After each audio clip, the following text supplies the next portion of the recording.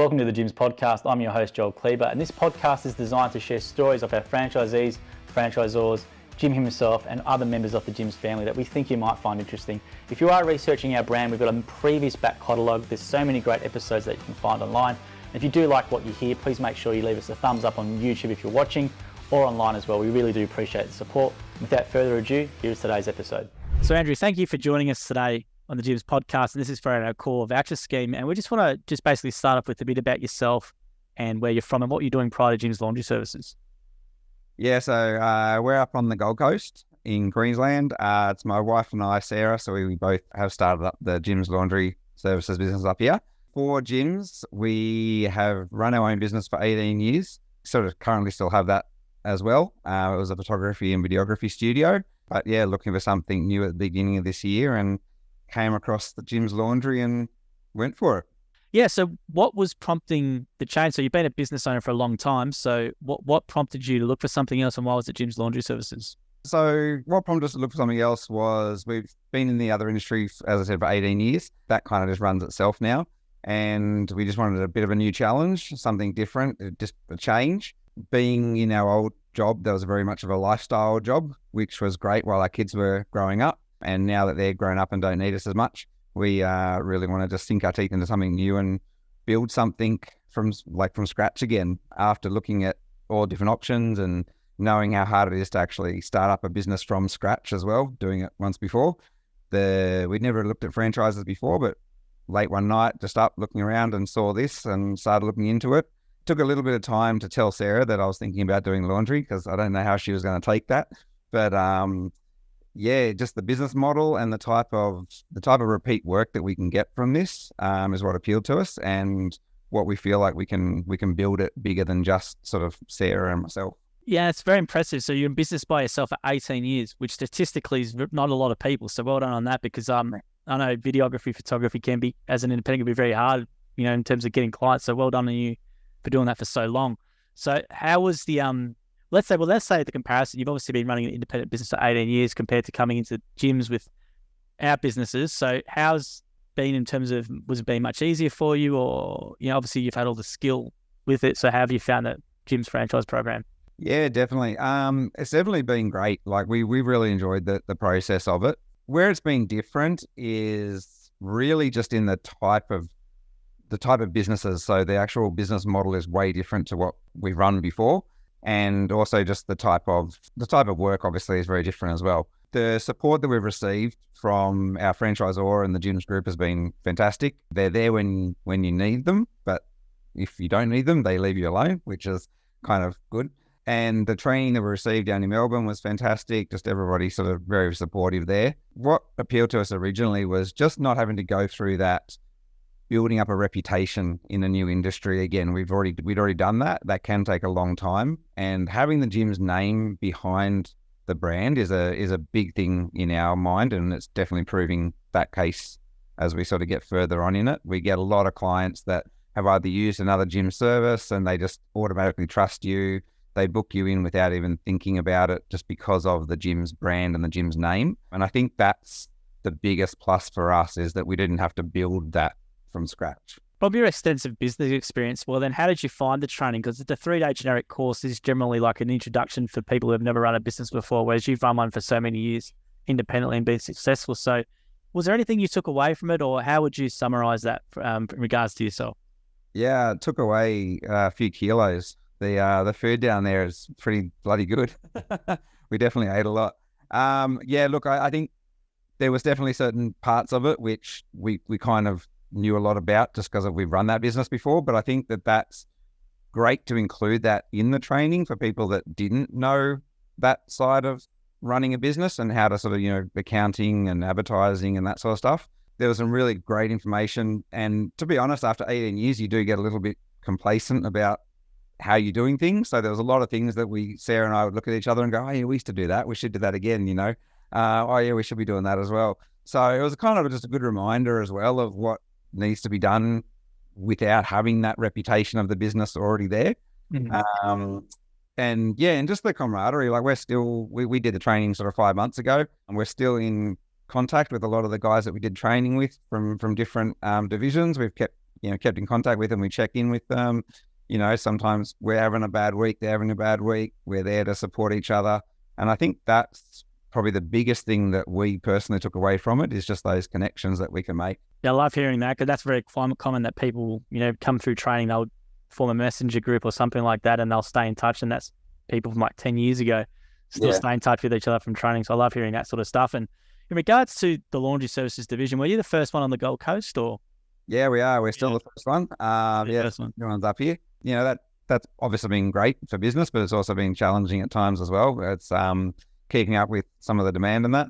But yeah, there's a few in Brisbane, but none on the Gold Coast. And I think that appealed to us as well with what we wanted to do, or we still want to do with the business. That was probably one of the selling points to us, was that we would be the first ones on here on the Gold Coast. And I think that, the climate up here is great. There's the people move up here from all over Australia for lifestyle. So there's a lot of outsourcing of services on the Gold Coast. Not many people want to actually do anything for themselves.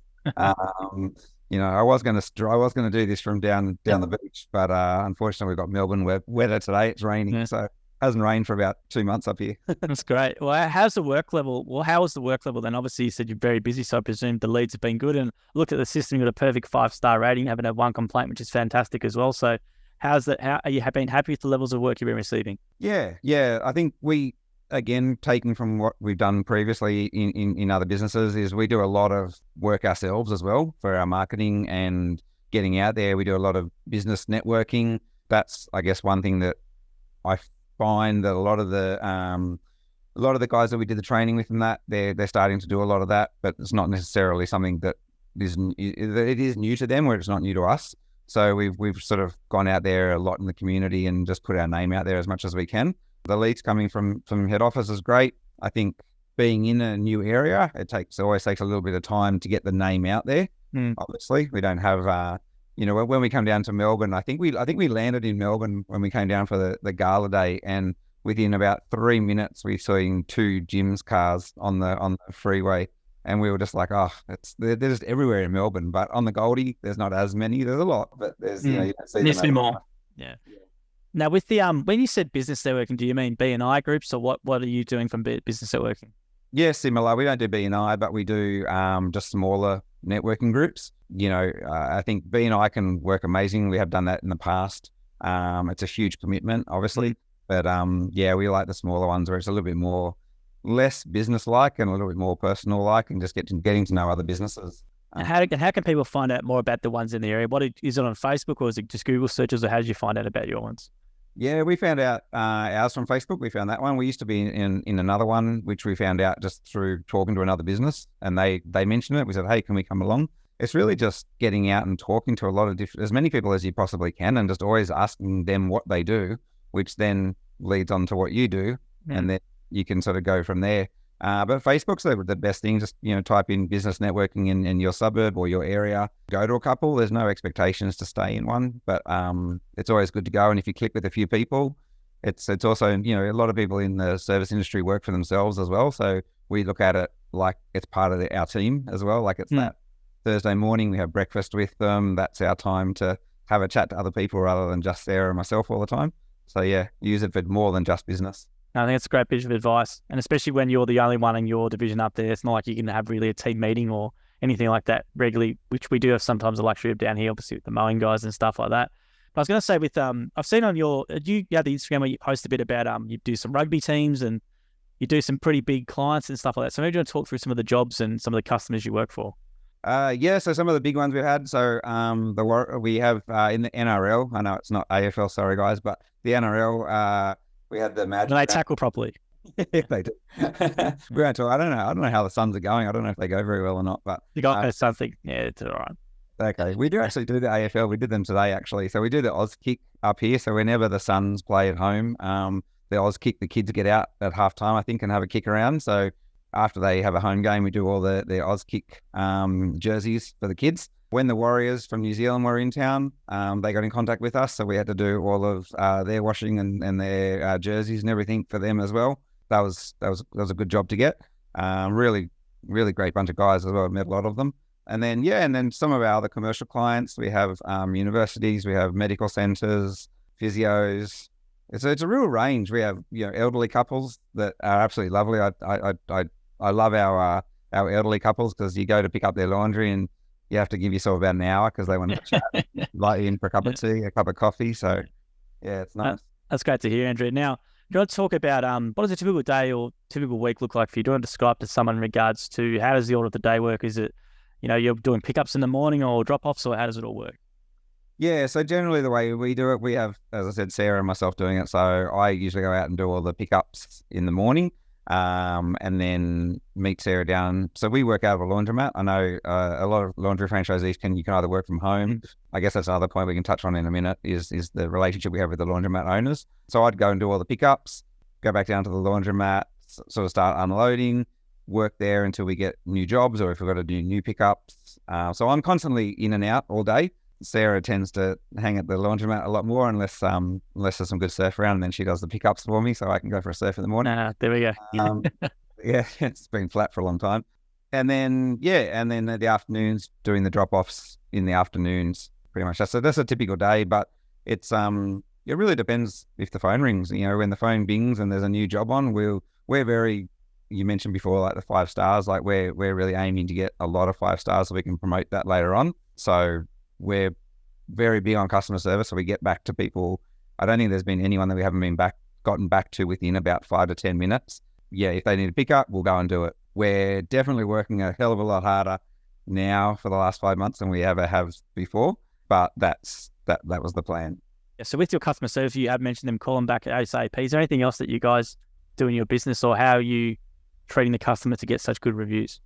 I think it's just what appealed to me the most about gyms was the fact that quality does matter, and that in the gyms group, 5 stars is 5 stars and 4 stars and below is a complaint. People might not like that. I love it. I think that's the way it should be. And I think that that's just aiming to give good customer service. We don't find it hard to give good customer service. I think that if you just put a smile on your face and you're happy to do the job, then the customer service comes from it. And then obviously the price and the quality of your work sort of comes into it after that. We're finding that by just being nice people, making conversation without just selling to them as well. So when somebody rings, if they've put something in their inquiry, we'll bring that up. If they mention, someone spilled a coffee on their bed and they needed all their bedding and that, we'll, say little things like, oh, did you at least get to drink some of your coffee beforehand or something? Just try to make conversation with them. It kind of puts them at ease, and then you get that relationship with them. And then when we drop off, we always mention to them that they'll receive a survey.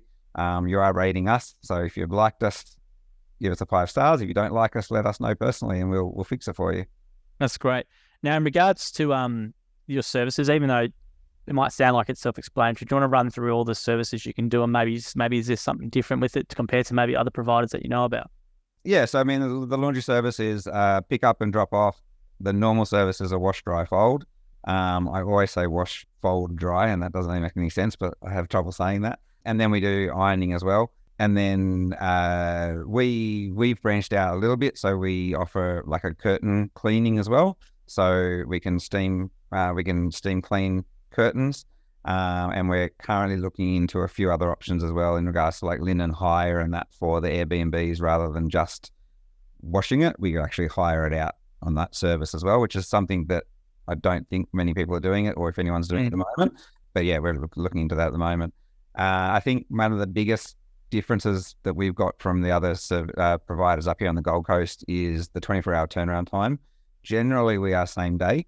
We don't charge extra for the same day. Again, that's just trying to be offering an amazing service. Obviously, that'll get harder and harder the busier that we get.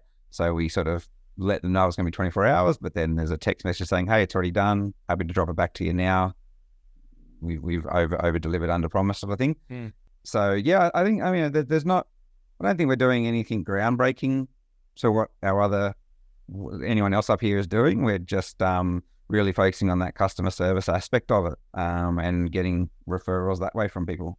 No, I think with this service though, because like for me, I was talking to Bill, who's the divisional down here, and it's still a service where people it's not something where we outsource it or think to outsource it, right? Whereas we outsource pretty much everything else, mowing, cleaning, whatever. Whereas with this one, for whatever reason, it still needs that almost sort of like that thing to say, it's okay to outsource this to save yourself time, because it is a time consuming thing. And a lot of people don't like doing it and put it off, and whereas with this, it's a really good price for what you get. And as you said, same day service is unbelievable for this. I don't think people would expect that really. Like, but to have a 24-hour turn time is really, really impressive still to have it done professionally for you. So are you surprised that, is it something that customers, I don't know, still mention to you about, surprised we do it, or they just, once they do it once, they go, geez, I'm going to use this all the time? And what's the sort of feedback? I think we get different clients. Like we're definitely targeting more of the commercial client up here. So more of our clients are commercial than domestic. We do have some great domestic clients, and they range from mum and dads that are just extremely busy and have small families and just don't have time for it.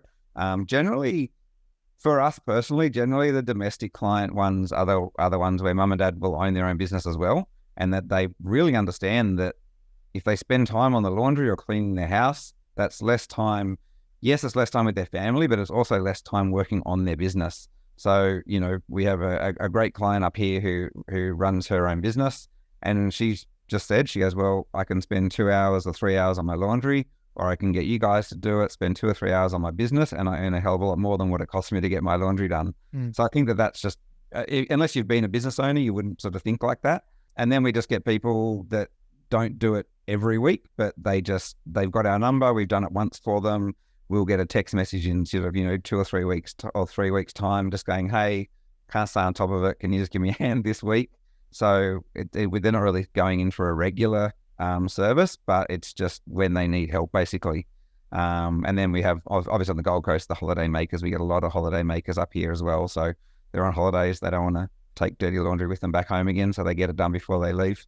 That's great. And you don't have to talk about prices, but I do know from a little bit about it, it's a lot more affordable than what I think people presume for the level of service you're getting. Just for, as you said, it's just so much easier. And all of our franchisees who are business owners who do listen to this will clip this up, should be using you guys, especially Gold Coast. They're all around Australia. It's a no-brainer because they're all business owners as well, and I hope they do take you up on the opportunity. And I was going to say about you mentioned before about relationships with laundromats. Do you want to go into a little bit of detail about what you were talking about with that one? Yeah, so when we first started looking into it, we had the option of either running it from home and getting your own machines, or going down to the laundromats. We looked around at all the different laundromats here on the Gold Coast.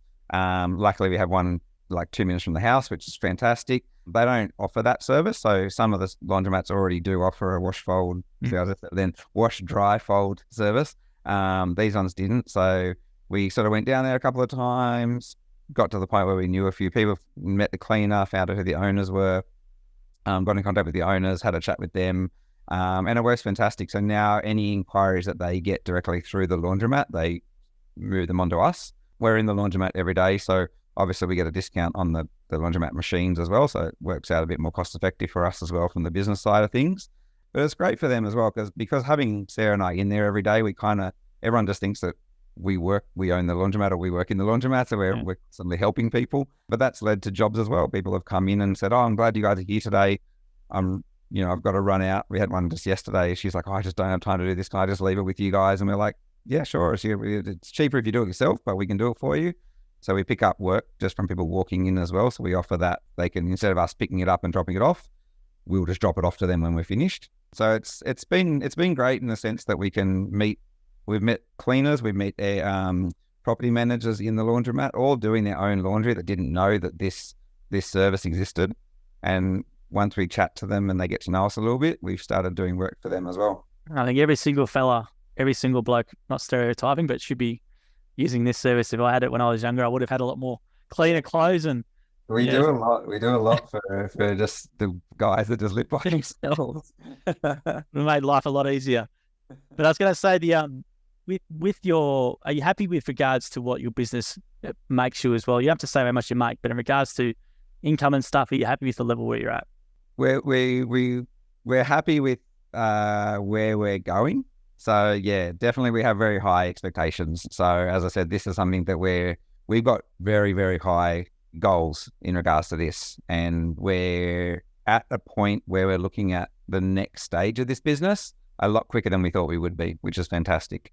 There was definitely a challenge to start with. It definitely wasn't as it didn't kick into gear, which we shouldn't have been surprised for. As I said, it was a new name, new brand, new service on the Gold Coast in the gyms group, and the first couple of months was a little bit hairy. But then once it got going, it really kicked into gear. And I think going back to what we said before, I think that got a lot to do with what we've done in the extra is going out to those business networking groups, really just telling everybody about it. And I think that for the franchisees that can do that, for us anyway, that's been the biggest win for us, is getting our name into the businesses, because we don't only get referrals for other businesses, but we get referrals from other businesses to their friends because they like us and they want to work with us. No, you've definitely had a great attitude towards, because a lot of time people think when they put gyms on their work, just, hopefully you get leads and stuff, but you still, especially with a new division,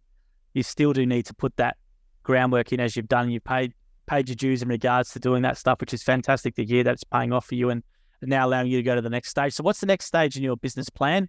You can say as much or as little as you want about it, but what are you hoping to do with the business now that you see the potential and that you've got yourself settled in?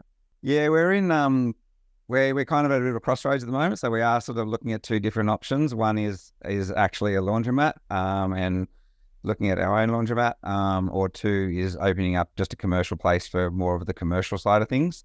But we're just trying to balance it with still working out of the laundromat that we're in at the moment, because we obviously love the owners that we work with there, and we want to keep that service as part of that laundromat, because I think it actually helps. They get a lot of business in through us as well.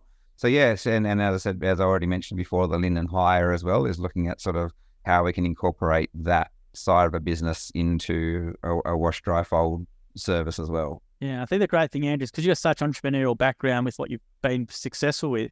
With gyms, a lot of people don't realize, they think like it's very restricted in regards to what you can do, right? But most people don't know that you could, if you wanted to buy a laundromat and brand it as Jim's Laundry, you can do so.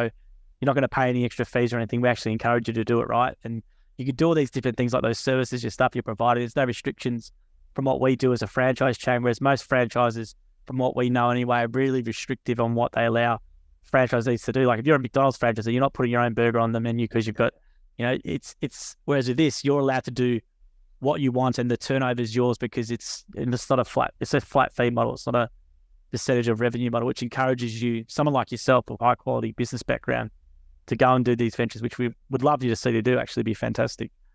Yeah, and that's what appealed to us. Like, as I said, we've never owned a franchise before this, so obviously, I guess like anybody should be, we're a bit nervous going into it and sort of going, okay, are we doing the right thing? Franchises, you never know.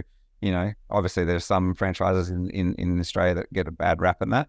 But the more we looked into it and the more we spoke to a lot of people, current gyms franchisees, current franchisors, ex-franchisors, ex-franchisees. We really tried to just get a hold of anyone that we could to buy them a beer and ask them about their time with gyms before we decided to go ahead with it. And that was a big deciding factor from it, is that you are part of the franchise, you are part of the family, you've got that name on your chest, but you are your own business. Obviously there's there's compromises and there's restrictions and there's some things you got to follow, which is totally fine. But you do have a little bit more freedom than other franchises. And, if you've got an idea, people are open to hearing it, which is the best thing about it, I think. Well, I think, yeah, exactly right. And I think that's the key, is whereas Jim is, because it's not a public company, Jim's a private company, he can do what he wants, really. But in regards to that, it's a good thing, because if we didn't have that ability to allow people to be entrepreneurial, we wouldn't have some big divisions, or we wouldn't have some franchisees who have 10 staff and this and that. It would discourage people. So it's a great vehicle with people who've got all these great skills like yourself to be able to really, like, who knows, you could do a chain if you wanted to. Like, it's not a problem from head office, which I think a lot of people have that big misconception with franchising, because we always see the horror stories in the news about a retail-based one and all that sort of stuff, which is a bit unfortunate. Right. Yeah, it's hard. But what questions were you asking the people when you're doing your research? Was it just about how do they treat you, or what was the sort of things you were doing your research on? Really just about, the biggest question I like to ask is just what were the biggest challenges that they had. I'm a sort of person that maybe just looks at things and goes, all right, well, if there's a challenge, we can either, there's either an answer to it, or there's usually an answer to it, but it's whether the answer is viable or not. So it's really just, I was just really just asking them about their opinion, if they liked it, if they were happy. We spoke to some ex franchisee owners of ex-franchisors that left for different numerous reasons, but they all had the underlying story that while they were there, they were still extremely happy. and that they, as long as you go into it knowing that you have to put the work into it. I think that's probably, again, we've already touched on that, I know, but that was a big thing that we took out of chatting to everybody, is that, being part of the franchise is only half the deal, half the part on your end. Yeah, exactly. Yeah. I'm glad you did that, because a lot of people, we always say do your research, and a lot of people don't call the ex-franchisees sometimes when they're available to do that. So I'm glad to hear that you did that and that helped you with your decision, because that's what we want, is people who research like yourself to that extent. And it's even better for us because you're coming from such an experienced business owner with yourself. It's a credit to what we hopefully do and what we put in front of you. And it's almost like I don't know how you describe it, but it's almost like for someone like yourself, it's such an accelerant. Like, all that hard stuff about setting up a website and doing your marketing, all that sort of stuff. And whereas with this, you just come into it and the base is there for you to do it. As you just got to do all those extra things, which has been your business networking, and you obviously haven't sat on your hands at all, which is fantastic to hear. And look where you are in a short amount of time. Yeah, I think as you said then, like, obviously setting things up these days are a hell of a lot easier than what they were 18 years ago. But yeah, it's just not having to worry about that and just being able to hit the ground running. I think that was the key thing for us, is you can definitely, no, I should say this, but you could definitely do it yourself, but it will take you longer. We feel it will take you longer. And as I said, what I touched on before is that you need to build, if you're doing it yourself, you've got to build that trust and that reputation, where whilst we are still building that, and we're building that with our current clients, it's easier to get those first lot of regulars and those first lot of clients under the gym's name, because they've already got a certain level of trust, and then you've just got to build on that. Yeah, you don't have to establish really credibility, or it's almost got, because it's the gym's brand, you've got that implied social proof just in the brand. People assume it's going to be head office in the background, this person's going to be vetted, all that sort of stuff. Whereas an independent brand, which anyone can do, but by all means, but and that's a talking point. Like I literally filled up the car today, and the guy behind the counter is like, "Oh man, is there anything the gym doesn't do?" And I'm like, not much. But the thing is, like, if you wear your uniform out and about, like, people want to talk about it because it is a known brand in Australia. Or, it is. It's there's a. You can tell how loved it is by the level of memes. You generally with Australian culture, there's a lot of memes. Like, you got Bunnings memes, you have Dan Murphy's memes, and there's Jim's memes, all right? And there's people who are building businesses selling funny stickers and stuff, which is good for us because it's something that's well loved. And well, I don't know if you remember when I was down at training, we were talking to you guys, and we were talking about how when we were in Bali, and there was like Jim's t-shirts, and I remember you saying Bali, and I'm just like, that's as I said, it's a talking point, which makes it easier to talk about your business and get your business out there. You don't have, if I just said to them, "Oh, it's Andrew's Laundry," they'd be like, "Oh, that's pretty boring." But laundry isn't necessarily the most exciting topic to talk about, but the gym's group and the gym's brand is, and that's what we talk about.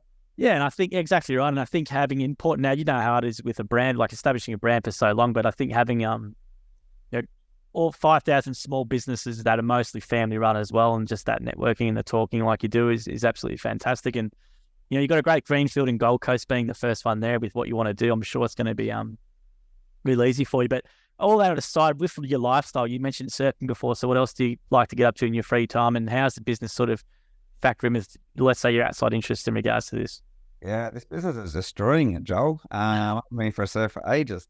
Yeah, no, as I said, like we're working extremely hard at the moment, so we are actually sort of not having much of a lifestyle, to be honest. But when we do, look, the Gold Coast, as we moved up from Sydney 10 years ago, or maybe 11 years ago now. All again, same as everyone moves up here for. It's the lifestyle, it's the relaxed feel to the place. Even though it was raining today, we were still in shorts and t-shirt, which was nice. And we my kids are a bit older, they all surf with me now. We mountain bike, and we try to stay active as much as we can. But we don't really do that much, to be honest. We lived a very hectic life in Sydney, and we moved up here to get away from that. And what's the best bit of advice for someone wanting to make a sea change? There's a lot of people who are exiting Victoria and going up to the Gold Coast. I'm sure there'd be a lot of people making that. So what's the sort of, maybe what's some misconceptions, or maybe some things people should know if they do want to make the change like you did?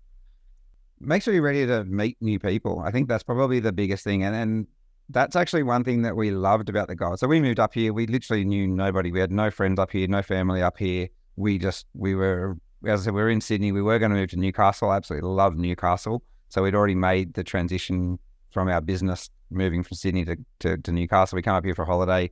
And by the time we drove back again, we decided, no, this is where we want to be, not Newcastle. Sorry, Newcastle. So we changed all that direction and changed the business up to here. And the greatest thing about the Gold Coast is that not everybody, but the majority of people have come from somewhere. So when we first moved here, people were just so overwhelmingly friendly to help us and tell us where to eat, where to go, what park was the best for the kids. You know, just so much of advice because they all went through it when they moved here. I think, you know, unless you're going somewhere where you have family, you have friends, or you have a network, you really got to get out there and make that connection with people. And obviously that helps with your business as well. It helps with our other business. It helps with this business is knowing how to do that. But yeah, I don't know. Like you just got to be ready at the right time of your life. Like we moved the year that my oldest started high school, and we kind of just went, look, if we don't go now, we won't leave Sydney for another 12 years. So we just decided to do it. Yeah. So when you first moved up there, was it just, as you said, obviously you got out there and met people, was it via business groups when you were trying to establish your business up there? Or was it, was there any sort of new locals, residents groups or anything like that? Or how did you do it? When we first moved up, the kids were still at school, so that was easy. So we just met other parents from school. Obviously the kids make friends, so you make friends with the parents, and they're all still our friends up here now. It's pretty much all through our kids. It would be a lot harder, I think, if your kids weren't at school or weren't in sporting clubs and things like that. But yeah, again, with the business side of things, yeah, coming up here. So when we moved up here, again, having a photography industry, is we were surprised that there was no connection between other photographers up here on the Gold Coast, where in Sydney we used to go to a breakfast group every week with other photographers and other videographers just to network, and we shared work and things like that. So one of the things that Sarah and I did was we started up a Gold Coast breakfast group up here in the industry. We ended up getting, by the end of it, we still sort of chat to a lot of them obviously, but we don't catch up as much anymore. But there was about sort of 40 or 50 photographers all sort of having breakfast and catching up and sharing work amongst each other. And yeah, before that, though, it was just very, wasn't sort of connected. We're kind of half in the process of doing that with the gyms as well. I feel like we're catching up with a couple of other franchisees, and we're slowly building that little group. And just, yeah, hopefully we'll end up having like a monthly, we call it a Jimbo catch up, but having a monthly Jimbo catch up with all the different gyms up here, and just having people to bounce off and network off and chat to and get out of your house for a little bit. And what's a big misconception you think from people who don't live on the Gold Coast about the Gold Coast? Maybe what are some things that you found out once you live there, you sort of maybe might have changed your opinion on a few things? You know what? Everyone thinks of Gold Coast as like Surfers Paradise and Cavill Avenue. I think we've been there for 11 years now. I think we've been there maybe like 5 or 6 times. What I love about the Gold Coast the most is that it is really still a small country town. Actually, since we started the gyms, this business, I've never driven so much around the Gold Coast, because our entire life we live near Burleigh, which is our favourite place on the Gold Coast. Burleigh Heads, yeah. Yeah, Burleigh Head. Yeah. We surf there. Nice place. It's amazing. It's incredible. It is one of the best. No, actually, it's not that great. Don't come here. No, it is. Everyone comes. School holidays gets a bit hectic, but that's all right. It's really small towns. Like everyone stays within their suburbs. Not within that doesn't sound too good. Everyone has their own little networks in their suburbs, but there's a lot of local little places. There's little cafes, little eateries, little bars, a lot of breweries, things like that. You don't need to sort of go into a city where when we were living in Sydney, we were in the suburbs. And if we wanted to go for a day out, we used to call it'd be like a minimum of $100. You have to pay for tolls and parking and getting into the city and have a day out. Where here, the day out is walking 2.5 minutes down the road to the beach. You go for a swim, you go for a surf, you just hang on the beach. There's a lot of free things up here. The council put a lot of free activities on, which is something that we weren't used to in Sydney. Everything get used to pay for everything in Sydney. So I think, yeah, I mean, but in saying that, there's also is that element of the Gold Coast, which everybody knows, and that whole Surfers Paradise-y type of feel. But it's kind of, I'm not too sure about Melbourne, but in Sydney, you've kind of got like the King's Cross area, but you go there when you're young and you have a good night or whatever, but you don't live there. And that's very similar to Surfers Paradise and Gold Coast. You don't live in Cavill Avenue, or you don't live in Surfers Paradise. It's fun to go to, but yeah, you very rarely do. Burleigh Heads is great. I've got a mate who got married up there in the Gold Coast, and we spent a bit of time around there. And yeah, the bowls club there's awesome. I'm an old person, that bowls club with the background in there, and it's a fantastic little spot. But the property prices have just gone crazy. I remember, I think before COVID, he was saying like their apartment, they got a 2-bedroom apartment for like, pretty decent price. Now it's just pretty much last 4 years it's just gone berserk. It's ridiculous. Yeah. Well, I think it's like that everywhere, isn't it? But it is. I think it's on track to be like the most expensive city. They were saying eventually. I can't remember what year it was. Even more so than. Man, we might just start working a bit harder then. Yeah, like it is expensive. It's one of those things where you live in a holiday destination. I mean, people pay, and we don't take this for granted. We remind ourselves all the time is that people pay a lot of money to spend a week where we live every day of our lives. Mm. And it's, sometimes we have to force ourselves to actually slow down and stop working for a bit to go and enjoy it. Like a Sunday afternoon on Burleigh Hill, we live 3.5 minutes away from Burleigh Hill. And, some months we'll be like, we haven't been down to Burleigh Hill for like a month just for sitting on the hill and have a drink. So we're like, okay, we've got to do that. That's what we should be doing. It's a beautiful part of the world. And what I'll do, Andrew, we'll leave it there. And we'll get you the Accor voucher as well. I don't have the actual physical voucher. I normally present it, but basically it's a 2 free nights to any Accor hotel. There'll be plenty of like those up in the Gold Coast. So basically, I think it's worth like $600 or something, the silver membership, 50% of dining and drinks and stuff like that. So we'll get that to you after as well. So thanks for being a star franchisee. It's really easy from talking to you to hear why and to see why you're doing so well. And I'm looking forward to what you can do with the business up there. And it's awesome to have someone like yourself and your wife driving the gym's culture and driving that up there and establishing it in the Gold Coast with that Jimbo meeting and stuff you're doing. I reckon that's really fantastic to hear. And Jim will love hearing about those sort of things. So it's really great. Thanks for letting us know as well about that. Yeah, it's got a lot of legs to get onto that. Yeah, we're only just starting it, but yeah. It's a great idea, but it's just, I think it'll be good. Yeah, it's just great attitude yourself and your wife have got in regards to what you're doing. And Bill's very lucky to have you guys up there driving it for the Gold Coast, and hopefully we can get some more franchisees up there to help with the workload. Perfect. Well, thanks for having us, mate. No worries. Appreciate it. Thanks, Andrew. Great to chat to you. No worries. See you, mate. Bye. Thank you for listening to the episode of the Gyms podcast. If you want to learn more about the Gyms Group, head to gyms.net or call us on 131 546 Australia or 0800 454 654 New Zealand. And if you did like the episode as well, please make sure you leave a review or a comment or a thumbs up or a comment on the video as well. We appreciate your support. And until next episode, we hope you have a great week.